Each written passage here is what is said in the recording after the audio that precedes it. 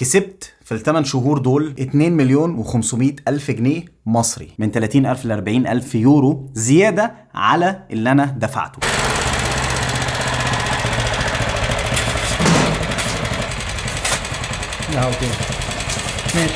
قبل ما نبدأ الفيديو دوت، أنا مش طالع تباهة ولا أتفاخر بقد ايه انا معايا فلوس، ولا عملت مكسب قد ايه، ولا عملت فلوس قد ايه. الفكره مبسطه من الفيديو ده ان ازاي انت تقدر تعمل فلوس في وقت قليل جدا، فقط لا غير. هي مساعده ليك انت ان انت تقدر تعمل بيها فلوس في وقت قليل.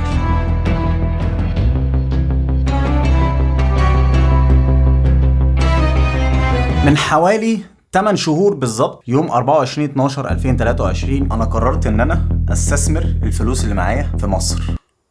في مصر. كنت دفعت الفلوس ومضيت العقد واستلمت مفتاح شقة في التجمع الخامس. وبما اني عملت فيديو عن الموضوع دوت وقلت ان انا اشتريت شقة مجرد فقط ان انا اشتريتها للاستثمار، او ممكن نقول المعنى الصحيح ان انا في فلوس شايلها علشان ان شاء الله في حاجة تانية عايز اعملها، في بروجكت او مشروع تاني عايز اعمله، فالفلوس دي للأسف هي مش كافية ان انا ابدأ، وفي نفس الوقت طول ما هي قاعده معايا هي بتخسر، القيمه بتاعتها بتقل. فكان الهدف ان انا احط الفلوس في حاجه قيمتها مش بتقل، قيمتها لو الحاجه بتزيد هي بتزيد مع الوقت. فده كان مجرد بس الهدف من الموضوع. ولكن كالعاده في ناس شككت في الموضوع، في ناس قالت لي انت هتخسر، في ناس قالت لي لا انت الفرق بعد كده ما تيجي تبيعها ويبقى في مكسب باليورو انت الخسران كتير. يعني في زي ما نقول اراء كتير بتقول ان انا من الاخر في الموضوع ده هخسر جامد. وبما ان عدى بالظبط 8 شهور من لحظه استلام الشقه لحد النهارده، فبكل فخر اقدر اقول لك ان انا كسبت في ال8 شهور دول فوق تمن الشقه 2,500,000 جنيه مصري. او بالمعنى الصحيح لو انا عايز ابيع الشقه بسرعه واكسب فيها في نفس الوقت بس ابيعها في اسرع وقت، فممكن اقول لك ما بين 2 مليون ل 2,500,000. لو انا عايز انجز في البيع فطبعا هقلل في السعر شويه، ولكن مينيمم 2 مليون ل 2,500,000 جنيه مصري. طب ازاي؟ وهل ده يعتبر بالنسبه لي خساره؟ بما ان انا لو محتاج الفلوس ديت المكان اللي انا عايش فيه، ان انا عايش في المانيا، فانا هضطر ابيع واحول اليورو واجيب الفلوس هنا، فهل ده هيبقى بالنسبه لي خساره على اللي انا دفعته ولا لا؟ ولا هل ده بالنسبه لي مكسب؟ ماشي. لا بتكلم على الحديد ده اللي انا عايزه. هو فاكر ان احنا هنكسر الجيران وناخد الحديد ده سيراميك الحمام، ده سيراميك الغرف، ده سيراميك الصاله او بورسلان الصاله. بما ان ده اصلا مش موضوع الفيديو النهارده، اذا كنت انا شخصيا هكسب ولا لا لما احول فلوس ليورو ولا لا، وان اصلا موضوع الفيديو هو بالنسبه لك انت كانسان عايش في مصر، او انتوا مجموعه شباب او شابات او عيله مع بعض قاعدين في مصر، الموضوع اصلا ازاي ان انت تكسب فلوس او على الاقل تحافظ على قيمه الفلوس اللي معاك من غير ما تخسرها، وان احتمال ان انت تعمل مكسب زي ما انا حاليا عملت مكسب. ولكن خلينا نبدا باول نقطه من ناحيتي انا. اوكي، معادله بسيطه قوي، بسيطه جدا جدا جدا جدا. انا اشتريت الشقه لما كان اليورو بحوالي 75 قرش، او ممكن نقول 51 جنيه بالظبط. كان ساعات بينزل ربع جنيه، ساعات بيزيد ربع جنيه، ولكن كان في الرينج ده. ولنفترض ان انا اشتريت الشقه بمليون جنيه مصري، ده معناه ساعتها 20,000 يورو. يعني ال 20,000 يورو بتضربهم في 50 هيعملوا لك مليون جنيه مصري. فده لو انا كنت شريت الشقه ولنفترض بمليون جنيه، فانا كنت دفعت 20,000 يورو بالظبط في الشقه. ده شكل البيبان اللي انا اخترتها، ده شكل الباب معمول على شكل البانو، ولكن ده شكل الباب في الصوره. ده الشكل اللي انا اخترته، وده هيبقى كده لما يتبيض.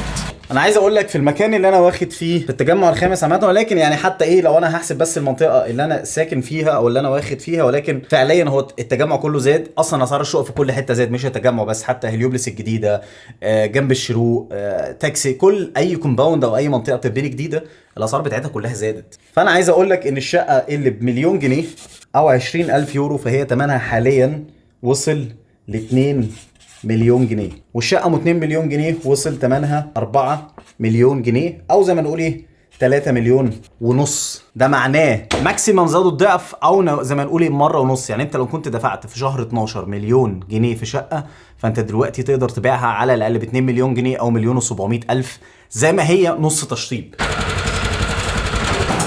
ده بتاع التراس يركب بره، وده الباركيه بما اني اوريدي صرفت على الشقه اصلا، يعني انا داخل لحد دلوقتي في مصاريف ما شاء الله جميله جدا في التشطيب، فانت اصلا كل ما بتصرف على الشقه اكتر كل ما بتجيب لك اكتر. يعني انا اقدر اقول لك باختصار المصاريف اللي انت بتصرفها على التشطيب، لو صرفت 100,000 جنيه هتقدر تطلب زياده 300,000 جنيه، مش 200 يعني، مش الضعف، تطلب 300. صرفت 300,000 جنيه هتقدر تطلب 600,000 جنيه. تقول لي طب ازاي يعني انا كده بألف؟ لا، ده اسعار السوق. انا كل الكلام اللي انا بجيبه لك دوت انا دخلت اونلاين وشفت الاسعار، وبلاقي اسعار شقه مثلا، ولنفترض الشقه ثمنها 3 مليون 800، ونفس الشقه ب 4 مليون ونص بس عشان مشطب، يعني طالب 700,000 جنيه زياده او نص مليون جنيه زياده علشان مشطب شقته. عارف يعني ايه تشطيب؟ يعني تشطيب احنا بنتكلم على كهرباء، سباكه، سيراميك، جبسون بورد لو عمل جبسون بورد، وبيبان ودهان، بس كده، والاضاءات طبعا. فده التشطيب حتى من غير التكييفات، من غير اجهزه، من غير عفش. فانت تخيل بقى لو انت عامل شقتك بالاجهزه والعفش وكل حاجه. ايه السرعه دي؟ ايه السرعه دي؟ بابا عايز يمشي. عايز يمشي. خد امسك اهو. لسه بدري عشان تبقى يوتيوبر، لسه بدري يا بابا. معلش انا اسف. ولكن بما ان موضوع النهارده بسيط جدا، فانا اعوذ بالله من كلمه انا صرفت لحد دلوقتي. انا هعمل طبعا، يعني اللي مهتم يعرف تكاليف تشطيب شقه اتكلفت كام او كده، انا هعمل فيديو بالتفصيل صرفت كام، كل قرش صرفته في الشقه لحد النهارده. انا عامل حاجات بزياده علشان في غرف كسرتها، وفي غرف بنيتها، وفي حيطان كسرتها، وفي اسقف بنيتها، فانا عامل زيادات. ولكن لو انت خدت شقه زي ما هي مجرد هتشطبها زي ما هي وتقفلها، فانا هعمل فيديو مفصل. ولكن خلينا في الفيديو بتاع النهارده. انا صارف لحد النهارده لسه ما خلصتش تشطيب، ولكن قربت اخلص الحمد لله. انا داخل في حوالي 200,000 جنيه تشطيب في الشقه، بحاله التشطيب اللي الشقه وصلت لها دلوقتي. فانا اقدر ابيع شقتي مبلغ ما، المبلغ ده هيجيب لي مكسب صافي على اللي انا دفعته، حوالي 2 مليون ل 2 مليون و500 الف جنيه. طب ازاي؟ والله هي الاسعار كده. انا عايز اقول لك ان الاسعار في المانيا اصلا من شهر 12 النهارده هي زادت، طبعا ما زادتش بالغلو ده، ولكن يعني انا لو بفكر ابيع الشقه دلوقتي واحول الفلوس ليورو واجي اعيش بالفلوس هنا، او اعمل بيها مشروع او اعمل بيها حاجه، فالمكسب اللي انا عملته حاليا بسعر اليورو حاليا اللي هو 53 جنيه مثلا، ونفترض حتى لو وصل 54،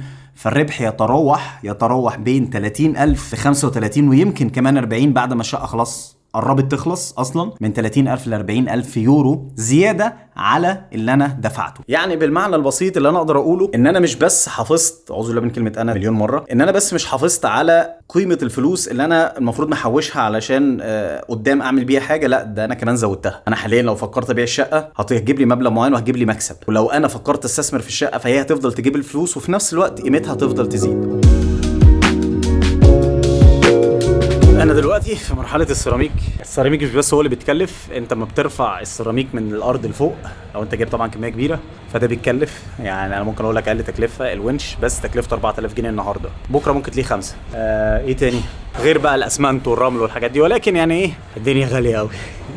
على العموم احنا دلوقتي في مرحله السيراميك، مرحله التكسير والبطانه والحاجات دي خلصت، فاضل ايه بقى؟ فاضل البياض والبانوهات والسيراميك لما يركب والكلام ده كله. ولكن عشان جايب سيراميك طويل في الحمام يا شباب بتراقبني، فده للاسف يعني لازم يتعمل له محاره قبلها. فدي مش حاجه للاسف، هي للاسف انها فلوس زياده يعني. ولكن ايه، خليني نرجع المانيا تاني ونتكلم في التفاصيل. طب ايه فايده الفيديو دوت، او انا عايز اقول لك من الفيديو ده اللي انا عايز اقوله واللي انا قلته في الفيديو بتاع استثمرت فلوسي في مصر واشتريت شقه. الفكره كانت من الفيديو هي ان سيبك بقى من تحويل لليورو وتحويل للدولار، ونفترض ان انت معاك فلوس دلوقتي ومحوشها، انت و3 4 5 اصحابك، او انت وعيلتك وعمامك وابوك، او انت ومراتك، او انت واخواتك، او انت واصحابك، مهما كان ايه الجروب. لو انتوا معاكم فلوس دلوقتي كل واحد محوش مبلغ معين، نفترض اللي محوش 200,000 300,000 400,000 500,000، لو انتوا كنتوا في شهر 12 مثلا ولا شهر 11 شهر 10 اللي فات ولا قبلها، يعني انا كان ممكن اعمل الكلام ده قبلها وازيد اكتر، جمعتوا الفلوس مع بعض ودخلتوها مثلا، دخلتوا في حاجه اشتريتوا حاجه مثلا، ونفترض كاش دلوقتي مش هنفترض قسط، حتى لو قسط برضو كده الاقساط بتاعت الشقق غير العربيات في عالم تاني خالص، بياخد منك ضعف ثمن العربيه، ولكن في الشقق اللي انت بتتفق عليه هو اللي بتدفعه، بيزيد مثلا 200 300 الف الشقه فقط وبتقسط يعني. ولكن انت تقدر دلوقتي انت واصحابك، مش شرط انت لوحدك حتى لو معكش ثمنها، شوف صحابك الناس الطموحين اللي معاهم فلوس اللي عايزين يستثمروا في حاجه، ده زي ما هنقول ايه، طبعا معروف من زمان ان العقارات دي امن استثمار وان مفيش حاجه بتقل، مفيش، سيبك بقى من اللي يقول لك الاسعار هتقع وما بتقعش. من امتى اسعار العقارات وقعت؟ هات كده اخر 50 سنه ولا 100 سنه من امتى اسعار العقارات بتقع. انا لو مكانك كان زماني دلوقتي جمعت ناس صحابي اشوف كل واحد معاه كام وانا معاه كام ونستثمر في شقه. لو فكرنا نبيعها بعد سنه بعد ما نشطبها مع بعض واحده واحده وكل واحد يشوف داخل بنسبه قد ايه ودافع قد ايه، فضمان 100% كل واحد فيكم هيعمل مكسب بعد سنه. ولو خليتها سنتين وشغلتها مثلا بعد التشطيب لمده سنه وتجيب لك بالدولار مثلا في الليله، ونفترض من $50 ل $100 حسب مكانها فين، في شقق بتجيب $150 في الليله، يعني نفترض انت بتجرها 20 يوم بس في الشهر، فهنتكلم $2000 يعني 100,000 جنيه، يستحيل تجيبهم في الايجار الجديد. فانت فعليا اي حاجه او اي خطوه بتاخدها في الشقه دي هي ايجابيه بتجيب لك فلوس. فاللي انا عايز اقوله ان في الفتره الزمنيه دي، ونفترض حد كان شاف الفيديو لما انا نزلته مثلا في شهر 2 واشترى شقه وهيفكر يبيعها اخر السنه، فمليون% هو عمل ربح على الاقل نص الفلوس اللي هو دفعها. يعني نفترض دفع 10 جنيه فهو هيبيعها ب 15 جنيه، دفع مليون جنيه هيبيعها ب1,500,000، يعني في 500,000 جنيه مكسب كده من الهوا من غير ما يعمل اي حاجه، من غير ما يشطب. لو شطب دي بقى ايه، حماده تاني خالص. دلوقتي بنطلع الاسمنت ده، بنطلع الرمله، وهنا بننقل التراب، كل ده تراب هينزل تحت. فنصيحه مني، لو انت معاك فلوس وخايف على القيمه بتاعتهم ونفسك القيمه بتاعتهم على الاقل تفضل زي ما هي، فانت في كذا حاجه طبعا تقدر تعملها، تستثمر مع حد في حاجه او في ذهب او في الكلام ده كله، ولكن العقارات من أأمن فعليا الاستثمارات اللي انت ممكن تعملها وان اللي انت فعلا ما تخسرش فيها. بالنسبه بقى الفيديو تكاليف الشقه، فان شاء الله انا هعمل فيديو مفصل على الكلام ده، ويا رب تكونوا استفدتوا اي حاجه من الفيديو ده. ونصيحه لو معاك فلوس مصري بتفكر تحطها في حاجه قيمتها ما تقلش، اتصرف دلوقتي، ما تستناش بكره، النهارده قبل بكره. هقولها تاني، النهارده قبل بكره. اشوفكم في الفيديو الجاي. عامة عايز اوريكم شكل السيراميك، ولكن ده سيراميك الصالة. بالنسبة لباقي السيراميك وشكله ايه، خليه احسن لما يركب، وبعد كده بوريكم بقى صور البلاطة نفسها يعني، بس لما يركب شكله احلى من ان الواحد يطلعه في الكاميرا وفي الكرتون. انا مفيص، انا مش قادر.